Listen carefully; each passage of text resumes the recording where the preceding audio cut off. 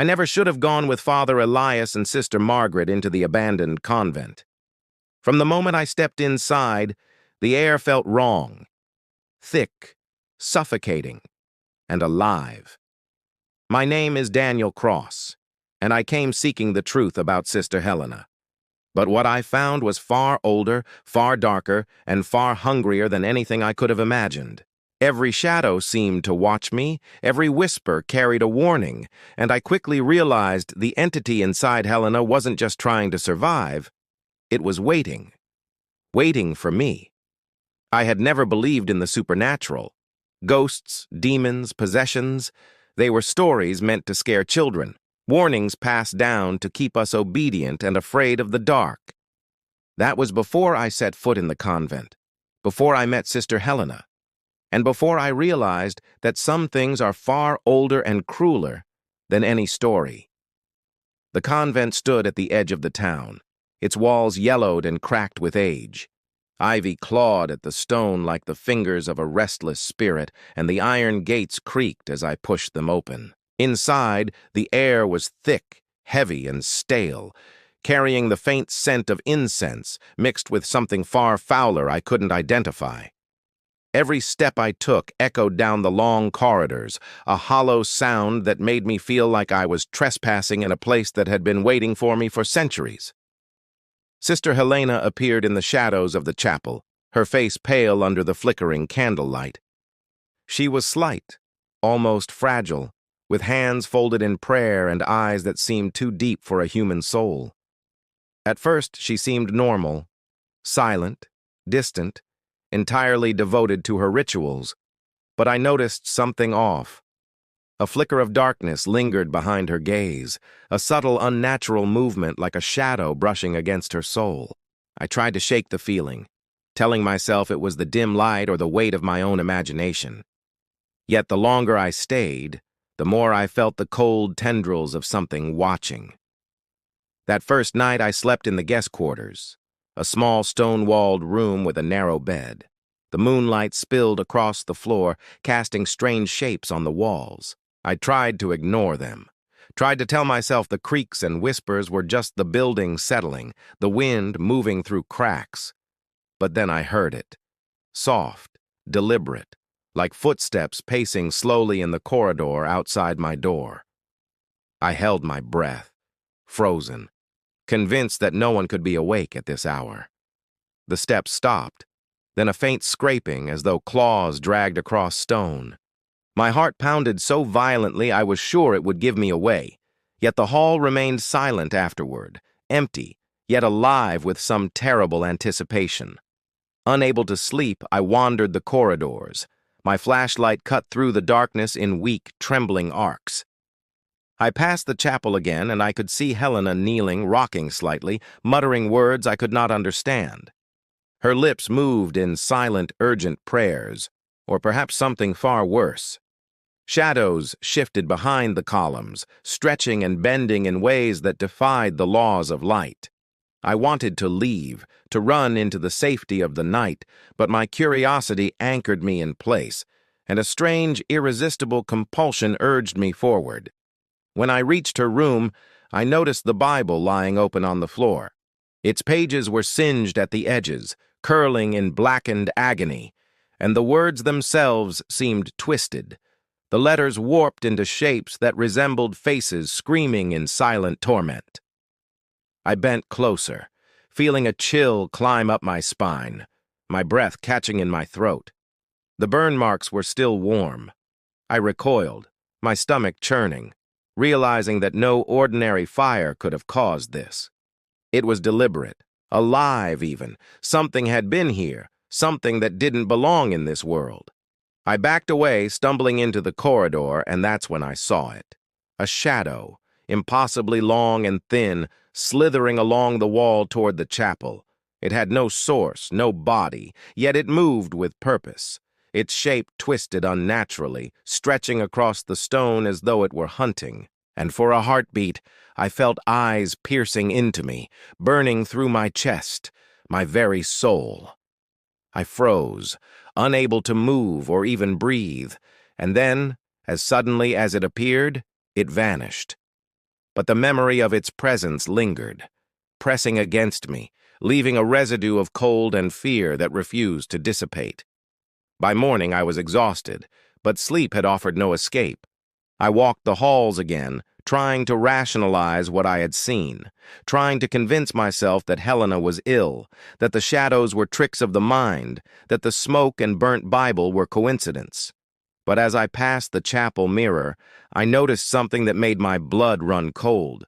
Helena's reflection stared back at me, though she was kneeling elsewhere. Her eyes, hollow and black, seemed to pierce my very thoughts, and her lips curled into a faint, unnatural smile.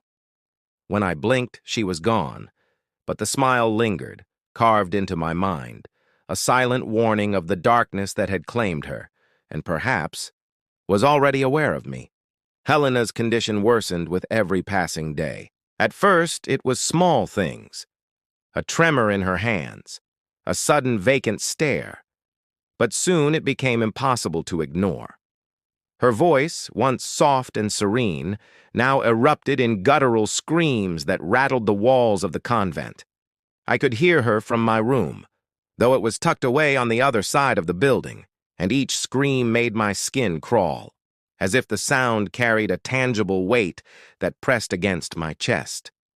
I told myself I had to stay calm, that she was simply ill, but deep down, I knew there was something far more sinister at play. The nights became unbearable. I would lie awake, straining to hear over the groans and creaks of the ancient building, until I began to notice a pattern. Scratching noises echoed through the walls, slow, deliberate, like something trying to claw its way into the rooms. Sometimes it was just beneath my window, a scraping that made my teeth ache. The air itself grew thick, heavy, and sour, carrying a smell of rot and decay that had no source.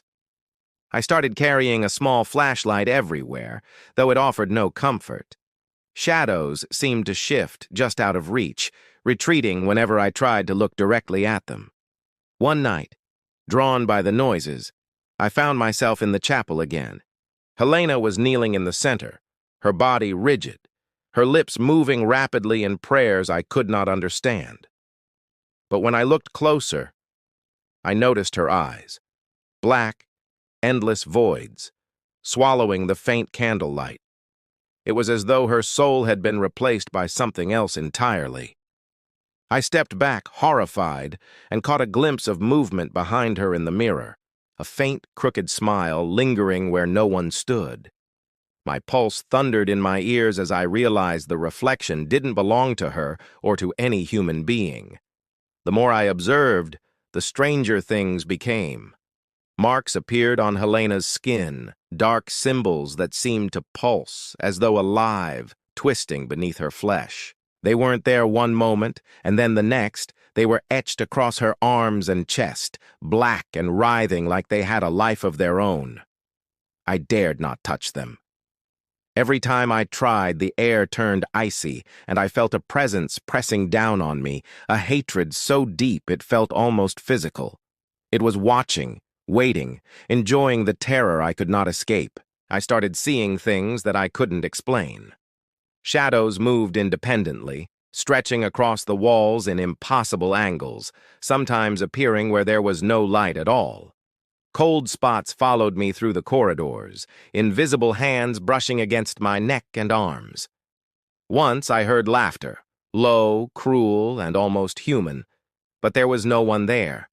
I began to fear the quiet moments more than the noise because silence in that convent was never empty. It was full of waiting, full of eyes I couldn't see. Then one morning I discovered her reflection in a full-length mirror, though she wasn't standing in the room. Her face was pale, her lips torn as though she had been biting them, and her eyes were not her own. They were black, infinite voids, filled with something ancient and cruel. And yet, the reflection smiled at me, a faint, almost teasing curl of the lips, before it vanished, leaving only the glass and my own terrified expression staring back at me. I thought I had reached my breaking point. I tried to leave, to escape the oppressive walls, but I couldn't. Every hallway twisted strangely. Doors I had walked through before now led to empty stone walls. The convent seemed alive, shifting, feeding on my fear. The scratching sounds behind the walls grew louder, more insistent. They were not random. They were purposeful, as though whatever was inside the building was learning, adapting, preparing for something. At night, the whispers began. Low voices, soft and hissing, calling my name. I would sit upright in bed, listening, straining to hear, but the words were fragmented, twisted, as if the air itself was speaking in a language I wasn't meant to understand. Sometimes I swore I could feel breath on my neck, though the room was still. Other times I caught movement in the corner of my eyes, shapes curling along the walls, too dark to be shadows, too alive to be my imagination. And then one night, I saw it clearly. A shadow, darker than any darkness I had ever known, moving behind Helena as she knelt in the chapel. It was thin, stretching unnaturally, its edges flickering like smoke in a wind I couldn't feel. I froze, my heart hammering, my body refusing to move. The shadow tilted its head toward me, and though it had no face, I felt its gaze cut through my chest, a cold, hungry awareness that knew my every fear. And in that moment, I understood. It wasn't just Helena. Whatever had taken her, whatever whispered through the walls and moved in the shadows, it was patient. It was waiting. I stumbled back from the chapel, gasping, and that's when I noticed the smallest, most disturbing detail. Helena's shadow, the one cast by the candlelight, moved independently of her body, twisting and stretching across the floor like it had a mind of its own. And for the briefest, most horrifying instant, it looked up at me and grinned. I started keeping a journal, though each entry felt like a confession I wasn't sure I was allowed to make. The events I witnessed were growing more impossible by the hour, and I feared that recording them would somehow feed the darkness. I wrote of shadows that moved without form, of cold spots that pressed against my skin, and of scratching noises that echoed through the walls in the dead of night. I wrote of Helena herself, her body twisted in ways that made my stomach churn, her voice a mixture of prayer and something far older, something cruel. I feared that the act of writing would anchor these horrors in my mind forever, and yet I couldn't stop. Her condition was changing in ways that defied explanation. I watched as symbols appeared on her skin, black and pulsing, moving slowly across her arms and torso as though the skin itself were alive. They writhed, shifted, and sometimes seemed to form shapes that resembled screaming faces. I dared not touch her. Every time I approached, the air grew colder, heavier, and a sense of malice pressed into my chest so violently I thought I might collapse. Something in the convent had claimed her, and it hated me for watching. One evening, I found her standing in the chapel, staring at a statue of the Virgin Mary, her head tilted at an unnatural angle, and I could see blood trickling from the corners of her eyes. Her lips moved, whispering blasphemies I didn't understand. I tried to reach her, but when my hands passed through her body, it was like trying to touch smoke.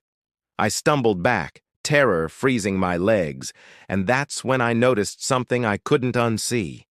Behind her, in the mirror that reflected the chapel, a shadowy figure crouched, grinning at me. It wasn't Helena, but it mirrored her movements in a grotesque parody.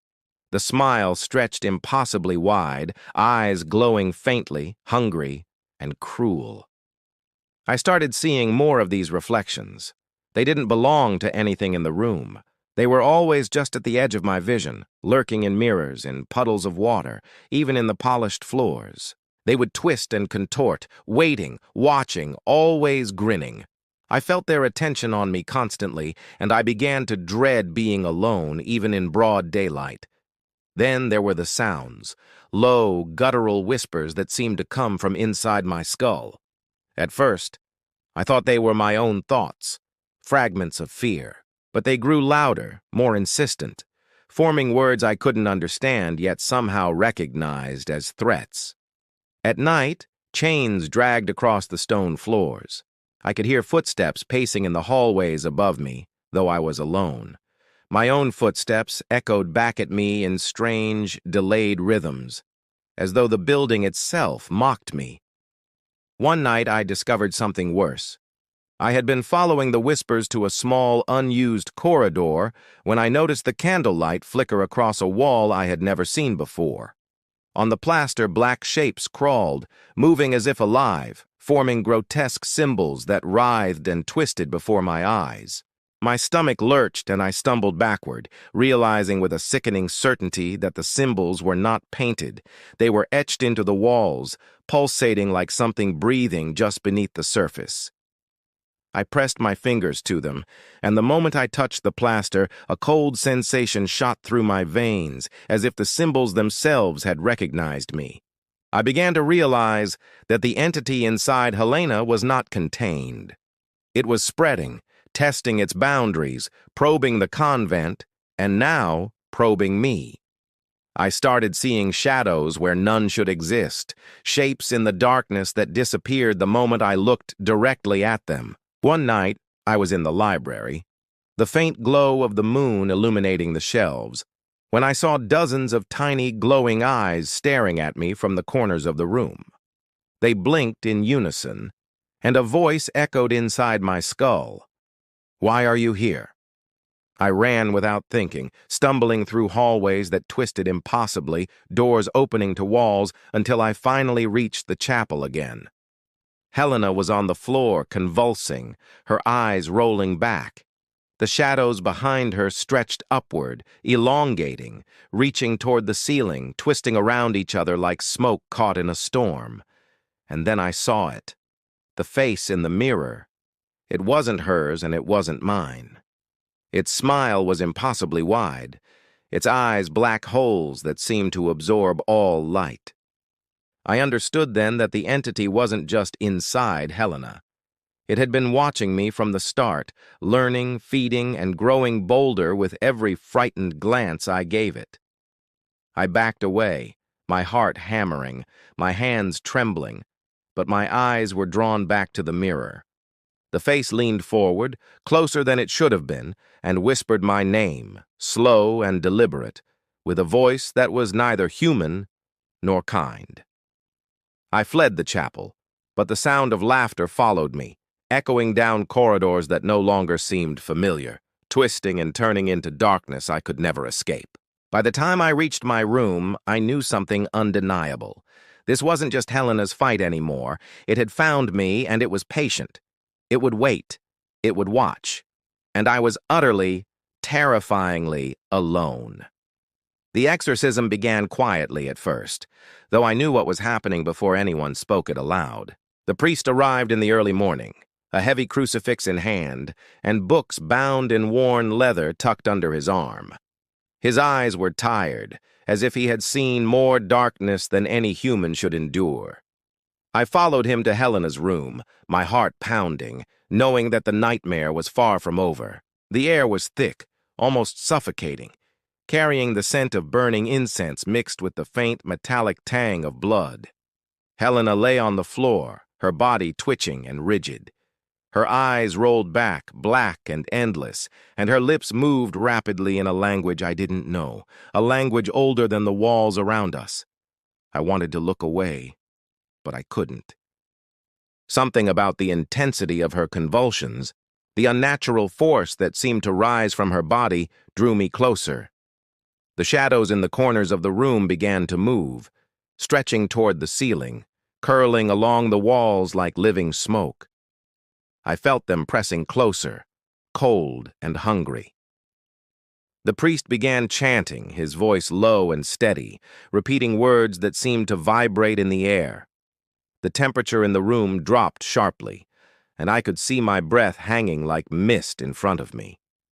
Helena's body arched unnaturally, her limbs twisting in ways I thought impossible. I tried to step closer to help, but the moment I did, a cold pressure pressed against my chest, and I fell to my knees. The walls themselves seemed alive, pulsating, breathing, reacting to the struggle unfolding in the center of the room.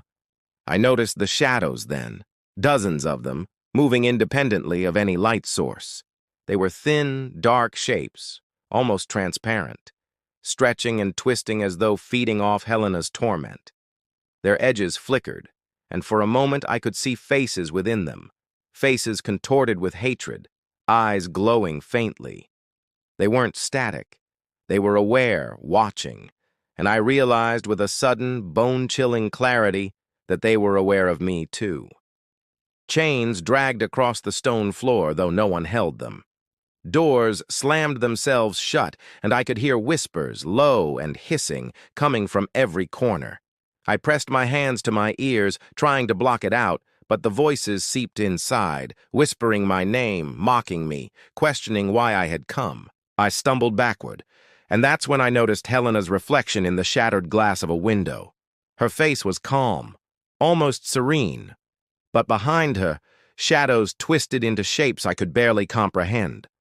A smile spread across a shadowed face, wide, cruel, and hungry, and I felt my stomach twist in terror. The priest's voice grew louder, more insistent, commanding the entity to leave. Helena screamed in response, but this time the scream was layered, as if two voices, one hers, one something else, were fighting to be heard. I fell to the floor, covering my ears, but I couldn't escape the sound or the presence.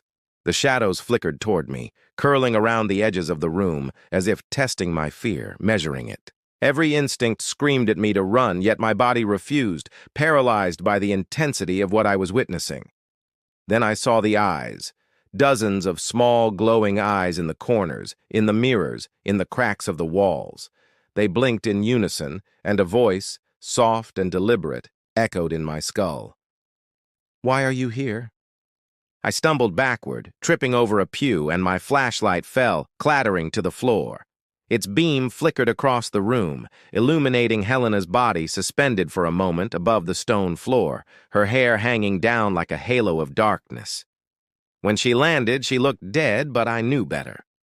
Something had survived, lurking in her shadow, watching. I realized then, with absolute clarity, that the exorcism was not just a battle for Helena. It was a test, a demonstration, and I was being watched, measured, judged. The shadows behind her stretched higher, moving as one, twisting into grotesque forms. One elongated shape leaned toward me, tilting its head with a motion that was almost human. I could feel its gaze, sharp and insistent, as though it was peering into my very thoughts, learning every fear I had, every weakness. The priest muttered a final prayer, exhausted, and the room fell into an uneasy silence. Helena lay still, pale, seemingly calm, but the shadows remained. I felt them pressing closer, subtle but undeniable, and when I dared to look back at her, she wasn't alone. The darkness lingered in the corners of the room, thin, curling like smoke, waiting. I understood then that the exorcism had not ended the entity. It had only grown smarter, stronger, more patient. It had learned, and now it had noticed me. By dawn, the exorcism appeared to be over, or at least that's what I dared to believe. Helena lay on the floor, still and pale, her chest rising and falling with the faintest sign of life. The priest muttered a few final prayers and left, his face drawn and pale, his eyes haunted by what he had seen. I thought I could finally breathe, that the nightmare had ended. But an unease lingered in the air, thick and heavy, like a fog that refused to lift. I approached Helena cautiously, my heart pounding in my chest. Her eyes were closed, her face calm, almost peaceful, but something about her felt different. The oppressive weight that had pressed down on the room for days had not lifted completely. I knelt beside her, trembling, and reached out, placing a hand gently on her shoulder. Her skin was cold, colder than it should have been. But I told myself it was just the night, just the trauma she had endured. I tried to convince myself she was safe, that the exorcism had worked. Then her lips moved, slowly, impossibly, in a whisper that seemed to echo in the room long after it left her mouth. "We're not done." I froze. My hand trembled and fell to my side. The words weren't hers, or at least not entirely. There was a timbre to them that felt ancient, something beyond human, something patient and cruel. I looked around, scanning the corners of the room. The shadows lingered. They hadn't fled. They were thin, curling tendrils, stretching along the floor and walls, moving like smoke, but with intent, a dreadful intelligence that made my stomach knot with fear. I tried to stand, to leave, to put distance between myself and whatever remained in that room, but the hallways had changed. Doors I remembered walking through twisted into walls. Hallways stretched unnaturally, turning corners that should not exist, leading me in endless loops. I realized then that the building itself had become a trap, a maze designed to keep me inside, to make me face what I had witnessed without escape. When I dared to glance back at Helena, she was gone. The bed where she had lain was empty, yet the shadows remained. And then I saw her, or rather a reflection of her, in the shattered glass of a window. Her face was calm, innocent even, but behind her, curling around her like smoke, was the darkness. It moved independently, following every twitch, every blink. And her eyes weren't entirely hers. They held a faint glimmer, something watching, patient and cold. And I understood with a sickening clarity that the entity had never left. It had simply waited for the right moment to reveal itself. I tried to call out, but my voice failed me. The shadows began to writhe, stretching and twisting along the walls, crawling across the ceiling, forming shapes that were almost faces, almost human, but wrong, distorted, grinning. A whisper echoed, coming from everywhere and nowhere, repeating the same phrase in a voice that was both hers and not hers. "You can to leave." I stumbled backward, my mind racing. Every instinct screamed at me to run, to flee, to escape the building and never look back. But my body refused. It was as though the shadows had claimed not just Helena, but the very air, the stone, the floor beneath my feet. I realized then, in a moment of pure, paralyzing terror, that the entity had chosen me. It had studied me, learned me, and it was patient enough to wait years if necessary. I was no longer an observer. I had become part of the story, a fixture in its game, and the convent itself had turned into a cage. The last thing I remember clearly was the mirror. I didn't approach it. I couldn't. But I saw my reflection, or what I thought was my reflection, smiling back at me with lips that were not my own, eyes that were black holes, staring into the infinite. Behind that reflection, the shadows curled, stretching impossibly, their edges writhing as though alive. And I understood, with a horror that froze my blood, that the exorcism had never been about Helena. It had been about me, about who would be next, and that whatever had haunted the nun was far older, far cleverer, and far hungrier than I could imagine. I ran then, through twisting corridors and endless shadows, but I could feel it following, patient, waiting for the moment it would claim me fully. And somewhere deep in the darkness, I heard the faintest, cruelest sound, a slow, deliberate laugh, echoing not just around the convent, but inside my mind, promising that this was only the beginning. Even now I know it didn't end. Helena may have survived, or she may not, but whatever lurked behind her eyes, whatever had learned to walk and watch, it is still out there, patient, waiting, and I can feel it, just beyond sight, just beyond reason, whispering my name. I tried to stand, to leave, to put distance between myself and whatever remained in that room. But the hallways had changed. Doors I remembered walking through twisted into walls. Hallways stretched unnaturally, turning corners that should not exist, leading me in endless loops. I realized then that the building itself had become a trap, a maze designed to keep me inside, to make me face what I had witnessed without escape. When I dared to glance back at Helena, she was gone. The bed where she had lain was empty, yet the shadows remained.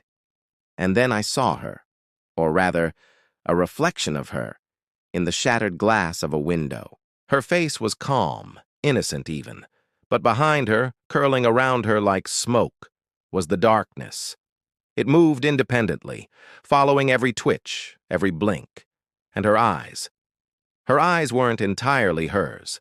They held a faint glimmer, something watching, patient and cold, and I understood with a sickening clarity that the entity had never left.